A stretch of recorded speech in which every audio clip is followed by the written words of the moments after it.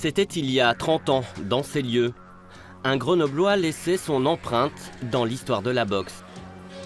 Il y avait du monde, on arrive vite à se remettre dans l'ambiance, quoi. C'est le centre du ring, les marches, les grands halls. Toujours émouvant.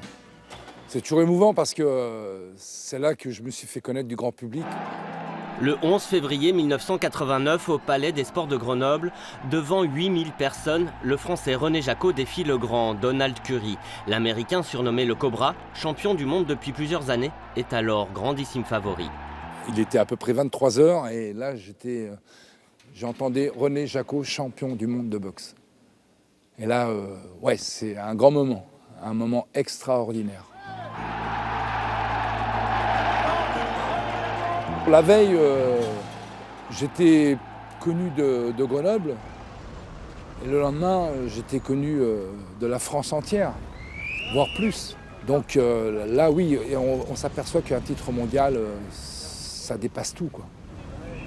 La France n'avait pas connu de champion du monde de boxe depuis plus de 30 ans. Alors, des Champs-Élysées au plateau télé, la liesse accompagne la victoire du Français et s'étale en gros titres dans les journaux.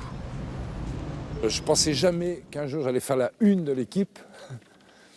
Pourtant j'ai fait des belles choses dans mon sport, mais ça c'est une une que je me lasse pas de voir, de regarder.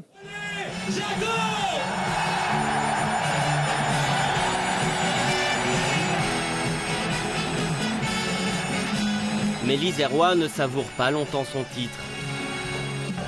5 mois plus tard, le boxeur grenoblois se blesse à la cheville au premier round d'un combat contre l'Ougandais John Mugabi. Il doit abandonner. Je pense que Donald Curry, au fond, c'était la fin de l'histoire, je crois. J'avais abouti à ce que je voulais. Et comme beaucoup de gens, quand ils aboutissent à quelque chose, il faut passer à autre chose. Je pense que il n'était peut-être pas nécessaire de reboxer derrière. René Jacot se consacre alors à d'autres activités. Un bar notamment, au nom évocateur dans la banlieue de Grenoble, La Reprise. Après son retrait des rings en 1992, le boxeur s'essaye aussi à différents sports comme le tennis ou plus récemment le golf. Gérant de bar puis ouvrier en bâtiment, à 57 ans, il s'épanouit aujourd'hui comme auxiliaire de vie auprès des personnes handicapées. Allez, on y va. Génial. C'est le top là, continue comme ça. Après avoir passé des années à cogner, l'ex-boxeur répare les corps abîmés et meurtris par la vie et la maladie.